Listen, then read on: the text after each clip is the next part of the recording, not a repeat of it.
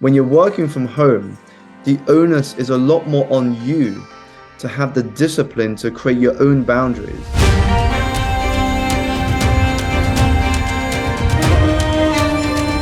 In the film, they go dream within a dream within a dream, all the way down to limbo.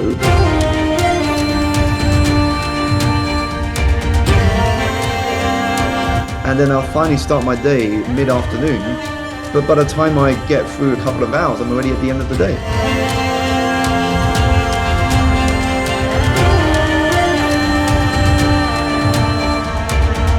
Because we're all taught, essentially it's all energy. Everything is energy.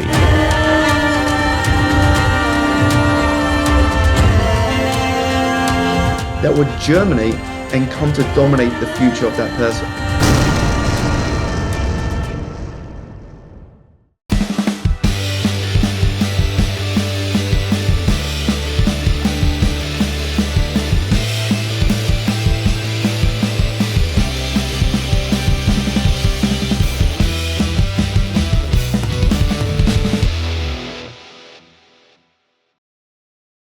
Simon, how are you, my friend?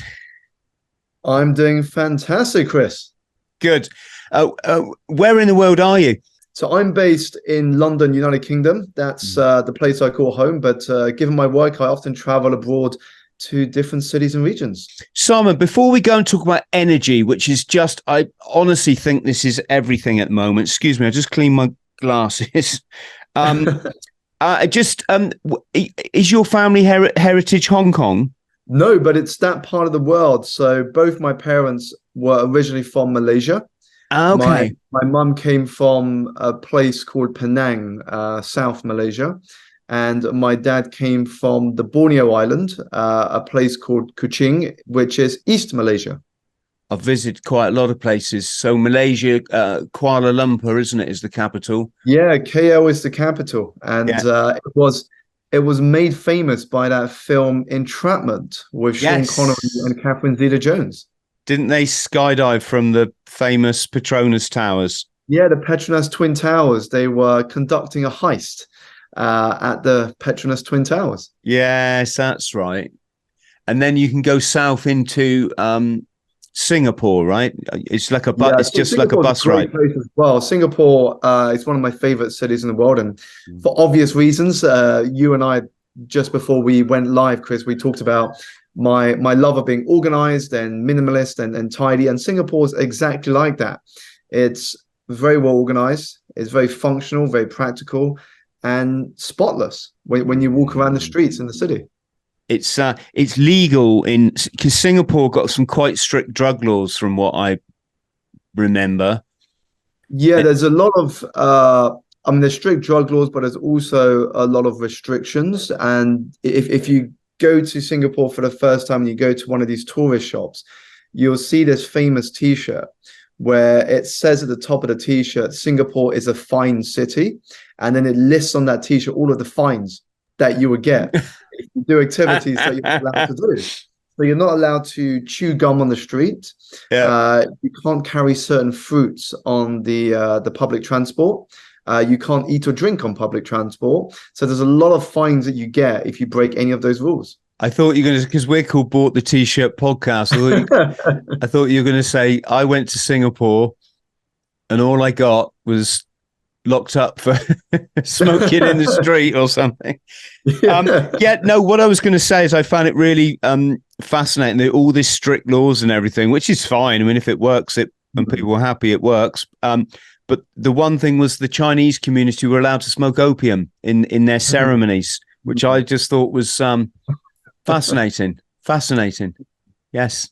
So, Simon, we both met through a mutual acquaintance. I'm going to big him up here because I like to do that with my friends and guests. So I'm going to say Dubai's most influential man.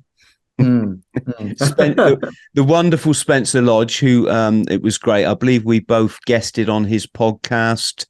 Has yours come out yet? Mine's yet to come out. No, I think he usually batch books these podcasts, so they sort of do a lot of them and then they schedule them going forward. But it's funny because when I went to do his podcast, which he did when he came to London. He was in London just for a week.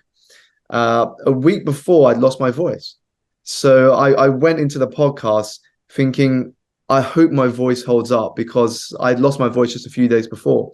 So us speaking now, Chris, you've got my full 100% voice, which is such a difference where it was when I spoke to Spencer in London. Simon, let's get onto the subject. So your philosophy is transform your energy, transform your life, which I think we both share that, to be honest. I'm interested in exploring on what sort of parallels that we share. Awaken your imagination to what is truly possible so that you can live a better story. Friends at home, I'm going to put all Simon's information below the video. So his book, which is called Energize, Make the Most of Every Moment, website, social media, etc., etc. I was reading a quote off the website, and you've been covered by Forbes, Virgin, Harvard Business Review, Financial Times, etc., etc., etc. I was listening to a bit of your book earlier, and I can see you got some great reviews from New York Times. New York Times #1 selling authors. My claim to fame is I was Hong Kong's #2 best-selling author. Amazing. Well, it's the silly things like that in my life, Simon, that I really cherish. And I think we have to, isn't it? We're so focused on how much further we have to go that we don't take enough time to reflect on just how far we have come, and to celebrate the small successes. You know, I think that we all at points in our life wish we were doing what we now are doing. And so we just got to step back sometimes and celebrate those small wins. Simon, shall we take it? Do you want to tell your I mean, you don't have to tell your whole story, but how did you get to be where you are now? Did you have like a sort of epiphany moment? Was life all going one way and you thought, hang on, I got to change this a bit? So one of the things I've come to understand, Chris, is that it's very rare to have an epiphany moment. So what I mean by that is it's rare for us to wake up one morning and go, hey, I know exactly what I'm going to do for the rest of my life. You might see that in the films, but I think it's a lot rarer in society. I think in my case, what happened is there were a series of things that happened that nudged me towards what I now get to do. So I grew up, as I shared earlier, I grew up to two Malaysian Chinese parents. They were very much from the traditional Asian culture, in the sense that they wanted their children to follow a fairly set path in life. They wanted my brother and I to do well in school academically. It was all about being top of the class, getting those A grades, and then getting to a good school, a good college, and then getting a well-paying job. And so when I was a teenager, my focus was on being either a banker, a lawyer, a doctor, or an accountant. Traditional, respected jobs that paid well. And so after I graduated from university here in London, I started in the financial services sector at what was probably the worst possible time. It was the middle of 2007, which was a year before the global financial crisis swept across the planet. And the company I began with was Lehman Brothers, which collapsed 14 months after I joined. Not my fault, by the way. And that was the first nudge, if you will, that got me on the path that I now am on, because it got me questioning what success meant for me. I had believed that if I pursued this path, I would become successful, but the financial crisis made me question my choices. And then the next job I was in was a very toxic job. It's an experience I describe in the first chapter of my book. And again, that led me to focusing more on my own energy, because I was getting little sleep, I was eating junk, and I wasn't moving my body. And I felt the impact of that very quickly. And so those were some of the early events, combined with the loss of my mum, that led me to do what I now get to do today. I had an epiphany, but I had it through chronic drug addiction. So I was literally probably going to die. And things got so bad, Simon, so bad that I went from being like a handsome young Marine with a, you know, flashy car. I know this is all bullshit, but that's what I was. And then I'm sort of just living a very dark life. And it was in one very, very low moment that I just thought, hang on, I can't do this any longer. It's too painful living like this. It's better the other way. It's better not to do this to myself. So yes. So what was your first move? Because you in Chinese culture, what's the exercise? Sorry, that many Chinese do in the morning to harness the qi.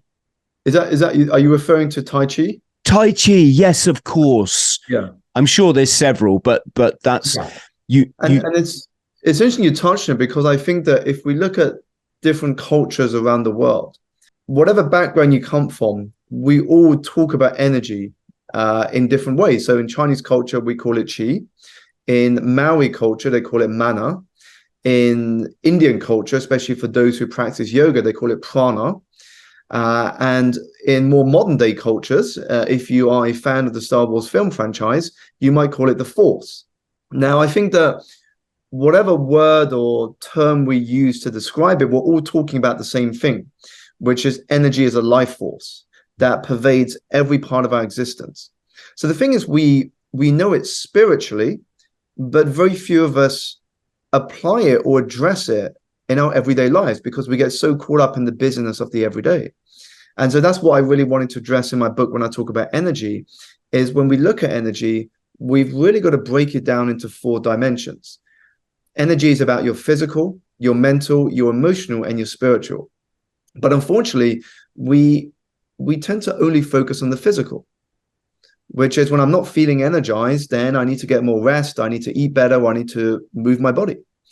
But we often neglect the other 3 dimensions, the mental, the emotional, and spiritual. And that's why we can be exhausted, even if we address just the physical side of it. 99% of people just get up in the morning, go to their job, and don't give this a second, don't even understand that the potential we have in us to even make slight changes in our lives. It's interesting, because I think a lot more of this stuff is being increasingly discussed, especially within the corporate workplace.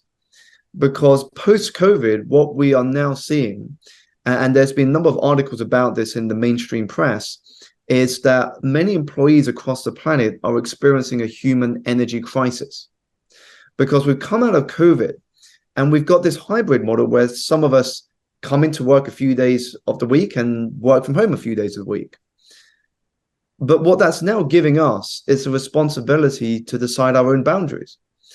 And we've never had to do that before. Because before the pandemic, you came to the office at a certain time, you left the office at a certain time, and you got on with your life.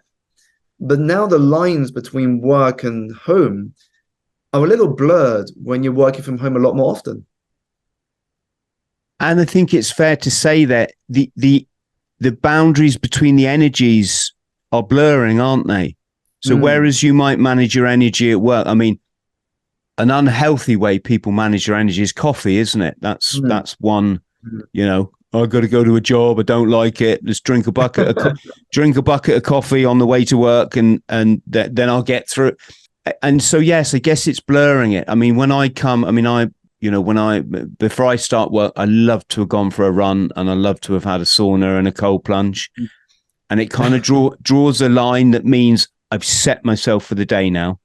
Yeah, I think this is why there's been talk in the press of many employees going through a human energy crisis, because when you're working from home, the onus is a lot more on you to have the discipline to create your own boundaries and to manage your working day. Whereas when you're in the office, it's very different, because you get energy from being around people. You have the office banter. You can go to the water cooler for a break and catch up with your colleagues. There are certain things that you can put in place. And then if you've got a meeting, you go to meet, you come back to your desk, you get on with your work. But at home, sometimes we try and do too much. Because we're at home, we want to do chores as well, maybe. Because you're at home, why not get a chore done? But then there's no separation between the two. And so it means we have to be even more disciplined around our time. I mean, I remember when I was in employment, Chris, and when you get an unexpected day off work, so your boss might say, hey, Simon, take a day off work tomorrow. You know, you've had a great week, or, you know, use it as a day off to catch up with your own things. And I'll come home, and without intention, without any planning or idea of how I want to use that time, I end up wasting it. You know, I'll wake up late, I'll watch some daytime television, and then I'll finally start my day mid-afternoon. But by the time I get through a couple of hours, I'm already at the end of the day.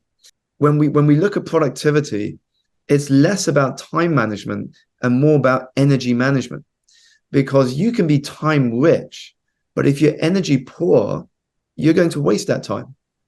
But if you're energy rich, even if you're time poor, you're going to get more done in that time than it would take people weeks or even months to achieve.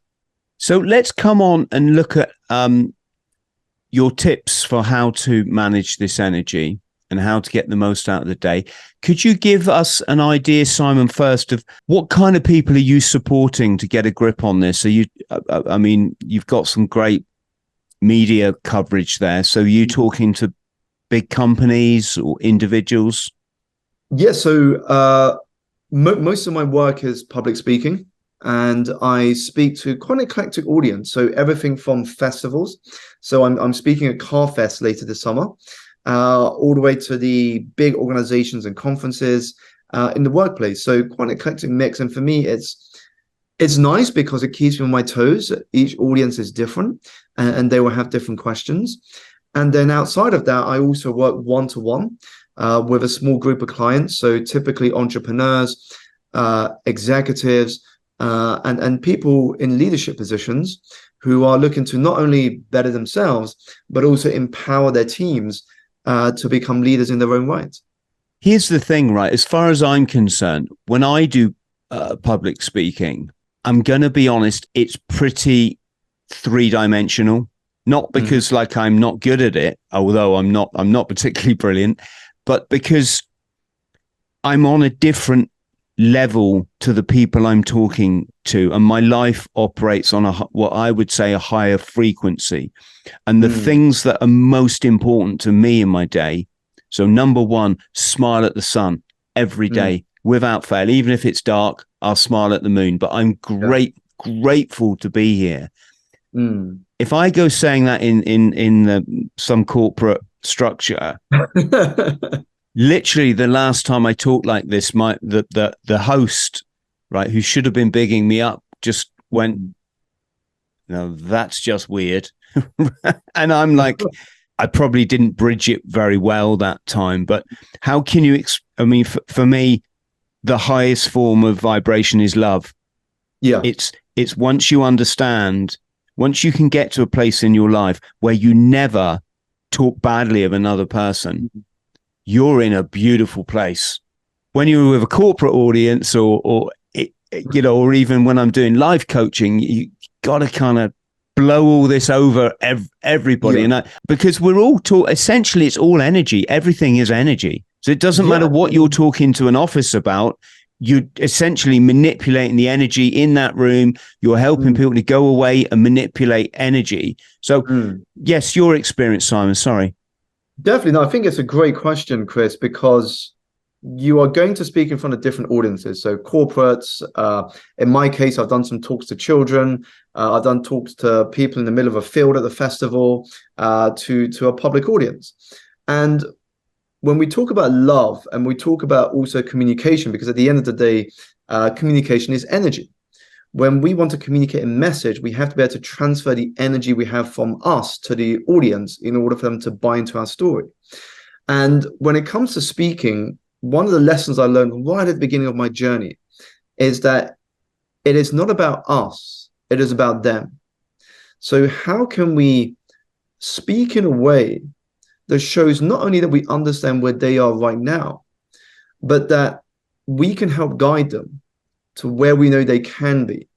So instead of saying, hey, I'm up here, you're here, actually, I'm going to come down to where you are just for a moment so I can relate to you by using examples that you can resonate with. Just to share one or two examples to illustrate what I mean. So I remember I was doing a talk to creatives in the film industry.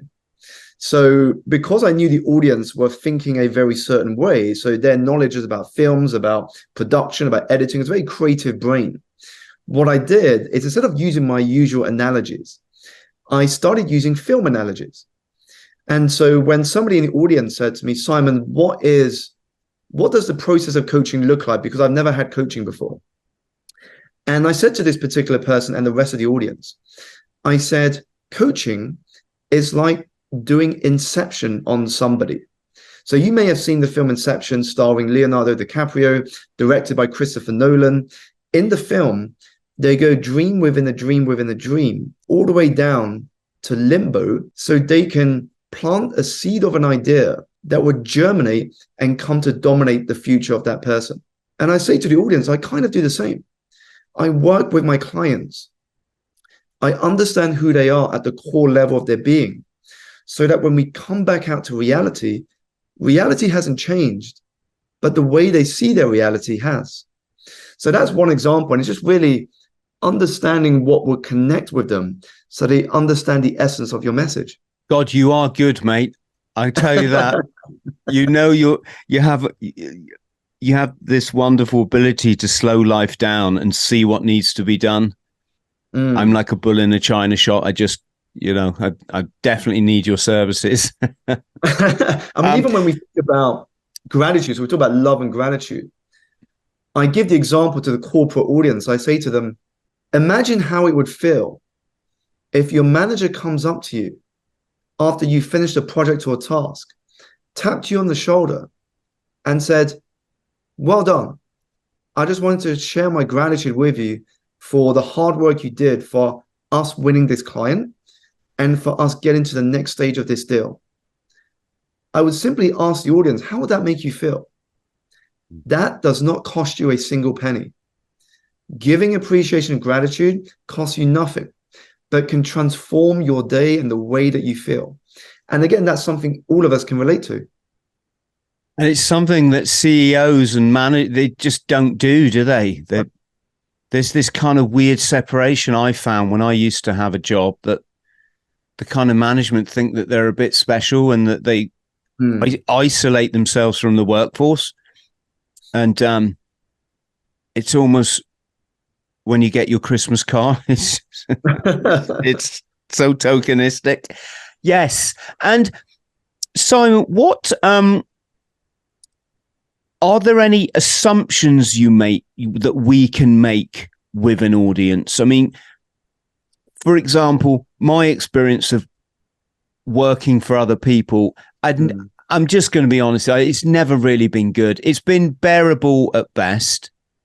I wouldn't say that I really wanted to be there, if I was honest. I'd much rather be going fishing or, working on my, when I actually left a career to go and start writing books, it was one of the greatest moments in my life, really, because I didn't have to work with people that I didn't want to work with anymore. Can you kind of generalize like that with people in audiences, that really there's something they'd rather be doing? That can be the case in some instances, Chris. So if I'm doing, let's say I'm doing a public talk where you have to buy a ticket in order to come and see me share my thoughts on stage, I already know that you're going to be interested in what I have to say because you've purchased a ticket.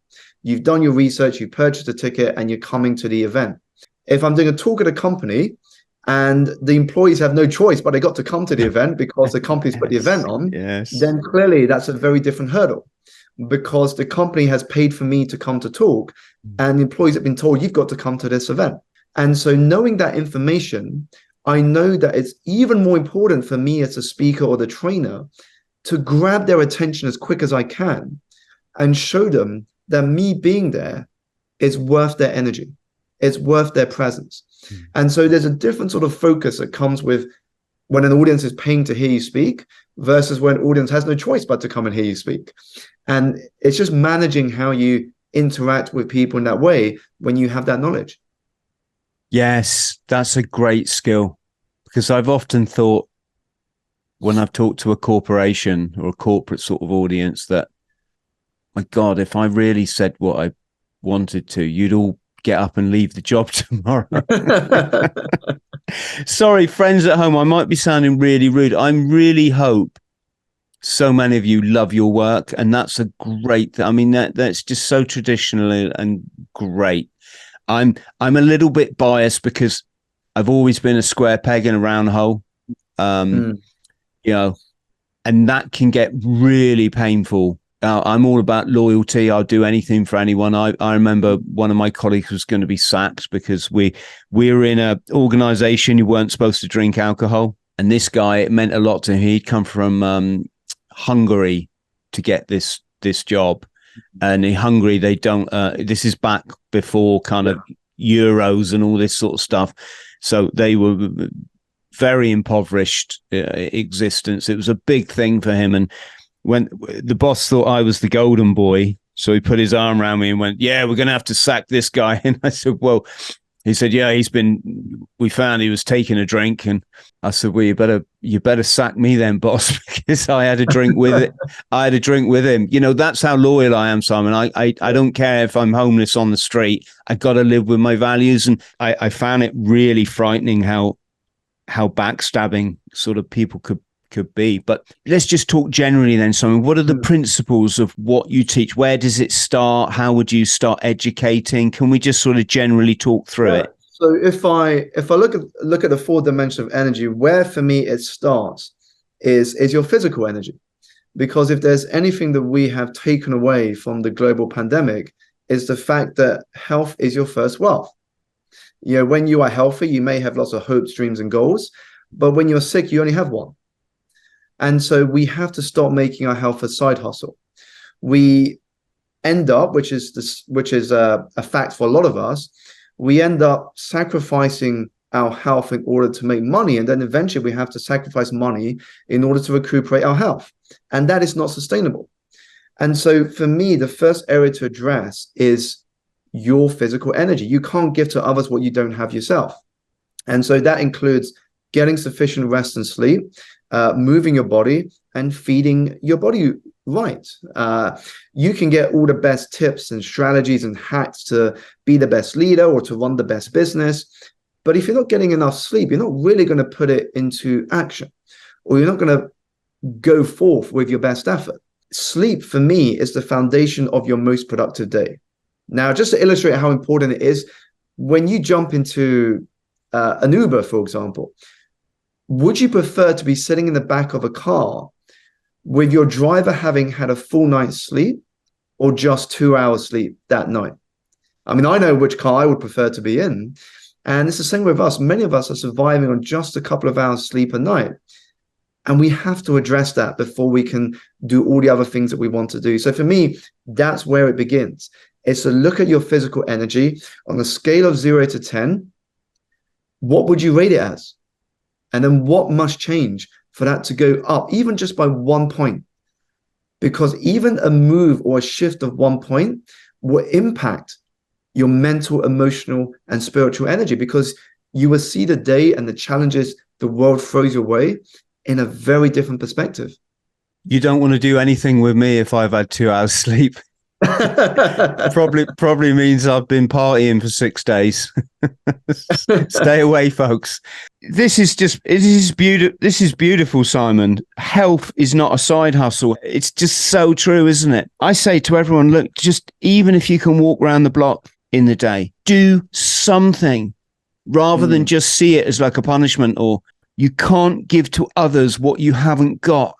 That is great. I'm writing this down because I'm learning so much here for myself, you know, especially when you work with other people. And I know sometimes, like, my, let's call it, negative energy is transferred to other people. Do you recommend any particular kind of diet to people, or? Yeah, so for me, and just to quickly finish off on the point you shared, which I think is very important, is when it comes to your fitness and moving your body. Now, I appreciate that not everyone will wake up every morning and feel motivated to want to go to the gym or to go for a walk outside. But here's the thing. You may not always want to do it each day, but you never regret it after. You never regret it after. You never regret moving your body in some way, whether it's active rest or it's something that's going to require a bit more energy. And for those who need a little more motivation, let me put it in this way. Blocking out 1 hour of your day to move your body, to get your fitness into a better state, is less than 5% of your day. That is 4.2% to be exact. Now, if you cannot commit 4.2% of your day to better your physical energy so you can not only live longer, but you can show up better, then I think that's telling you something. The next question you had was about other areas that we can address with our energy. Is that correct, Chris? Yeah, I was talking about diet. You talk about this health issue that going to say allegedly friends that we've had for the last 3 years. So that none of that bothers me because I never get ill. So I've got a few niggles from years of running and being in the military. Probably, if I was honest, I think I've lived a lot of my life dehydrated, Simon, because in England, it's always about a cup of tea. And now we've moved on to, like our American brothers and sisters, we moved on to coffee much more. Yeah, no, definitely. I mean, it's funny when I think about diet, Chris, there's really only two things that I focus on. One is be a waterholic, which for me is the opposite of being an alcoholic. So be a waterholic means you have a strong bias to drinking water as much as possible. You'll notice I've got one next to me at the moment because water is what the body is mostly made of inside of us. So if we are keeping our bodies hydrated, not only is it good for our health, but it's good for our skin, which I'm sure we all want better skin complexion. And the second is I do not prescribe to any particular fads that you see in the bookstore, like this diet, that diet, this new diet for the beginning of a new year. For me, it's all about moderation with a bias to fruit and veg. All about moderation with a bias to fruit and veg. Yes. You will have some people that say, don't eat carbs or don't eat rice or don't eat this or don't eat that. Now, if you look at Japan, which has one of the longest life expectancies in the world, they eat rice, they eat fish, they eat some of the things that some diets would say you should just not eat. And so for me, it's all about moderation with a bias to fruit and veg. For a lot of us, the reason our diets suck is because we take things to the extreme and we go away or we deviate from just having things in moderation. Yes, and it's another area that's part of the side hustle, isn't it? You know, we nip out of the workplace at lunchtime, we grab a burger or it takes a bit of strength. I remember I used to just go into work with a big Tupperware box full of salad and I spice it up a bit. I'd maybe have some salami or something or a little bit of cheese just so it wasn't completely boring. But I religiously did that because I don't ever want to get ill and I haven't been ill for 20 years. So I'm glad we touched on health because that often gets overlooked. It's like building a house. You know, if you don't have that solid foundation, you can look really good on the outside, but when challenges come your way, you're going to collapse. Yes. You're going to burn out because you don't have that solid foundation in place. What we come to learn, and something I learned on my journey as well, is the end goal should never be about materialism or money, because money and materialism is only a means goal. The question is a means to what? Money is like fuel. If you're driving a car, in order to understand how much fuel to fill your tank with, you've got to know where you're heading. Where's your destination? It's different if I'm driving a few miles away. So if I'm driving cross country, I'm going to need a lot more fuel if I'm driving cross country. But I need to know what am I working towards. It's the same thing with money. Depending on what your goals are in life, that will give you visibility and clarity on the money you need. And I remember a conversation with a friend of mine, and he said to me, Simon, I want to move up the career ladder. I want to get to a point where I'm earning millions of dollars a year. And I said to him, let's assume for a moment you've got to that position and you're earning all of these $1 million a year. What would you then use that for? What would then be possible? And that's where he got a bit stuck because he hadn't thought beyond that. His focus was so much on the money that he hadn't really thought what he was going to do with it all. Apart from spend it, which is the first thing that often comes to our mind. I want to spend it on this house, this car, this travel, and so on. But what's going to bring you meaning? And I think that's why it can be toxic, if we're only doing this for the money or the materialism. It's a bit like your Darth Vader analogy. It's using the force for the darkness, isn't it? Do you find they tend to think it's about materialism? Or is it some people, like, they just want to be happier? They just don't care about the money. They're just they're not where they want to be in life? Yeah, I think people come to me for various reasons, but I think one of the most common is they've got to a point where they feel like they're hitting a ceiling. And because they don't have the perspective of others around them for various reasons. So let's say you rise up in a company and you get to a C-level position. It's tougher to ask your colleagues for their advice or their help, because there's a lot more politics involved when you're in the upper echelons of management. And that's why when we have conversations like we do in a coaching session, they have the space to be transparent and to share everything on their mind so that we can create a path forward that will give them the focus they need on what they can control. And that's what I often find is they reach a point where they don't feel like they know what's next. So some of my clients have involved Michelin star chefs and celebrities and entrepreneurs. And just to give an example, when you're working towards your first Michelin star, you have this element of freedom. You can try things, you can get things wrong, you can really express your creativity. In January 98, we won our 3 stars with 5 bread knives and forks. I'd realized my dream. Things don't happen overnight. You have to make the emotional and the personal investment.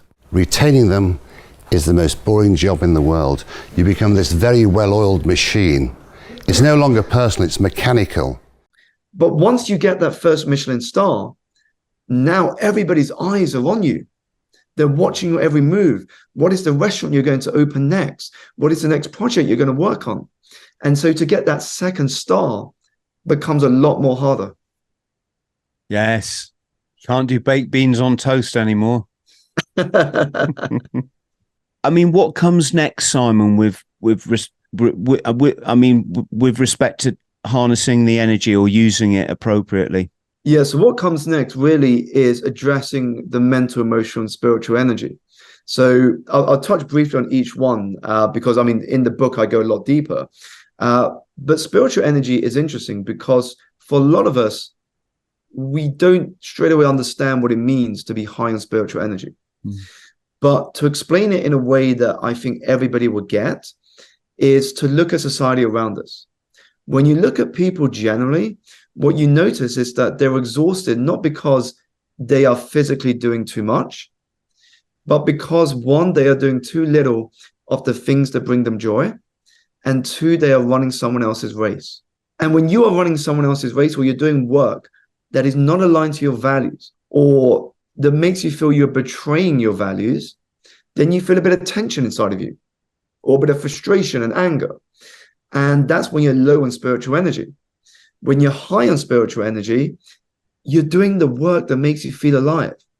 You're doing something that just pulls you forward. You don't need to motivate yourself to get up in the morning. You just find yourself getting up in the morning. And that's when you're high on spiritual energy. Mental energy is all about focus, mindset, and creativity. And emotional energy is how you relate to yourself and others. Some people might call that emotional intelligence. How do you understand you? And how do you understand the dynamic nature of communicating and relating to other people? What changes would you suggest people implement in order to achieve these quality in these areas? A simple exercise you can do immediately is to get a piece of paper. On one list, write down all the things that give you energy, people, places, and things. On the second list, write down all the things that drain you of energy. Now, the first thing to notice is which one of those columns are you currently spending most of your time focused on? Where are you directing your energy at this moment? Now, for some of us, it can be very eye-opening. We can realize that actually, I'm channeling so much of my attention to the things that actually drain me of energy.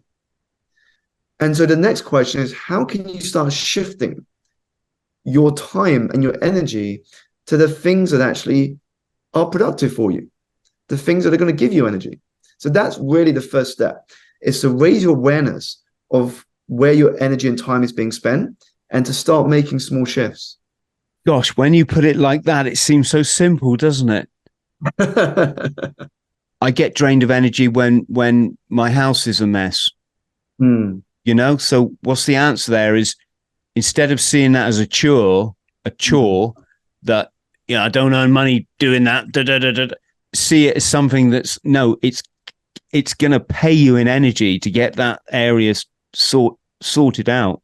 Definitely. And also it pays you in terms of your creativity, because I remember watching interviews with the likes of Bill Gates and Richard Branson and a few other billionaires.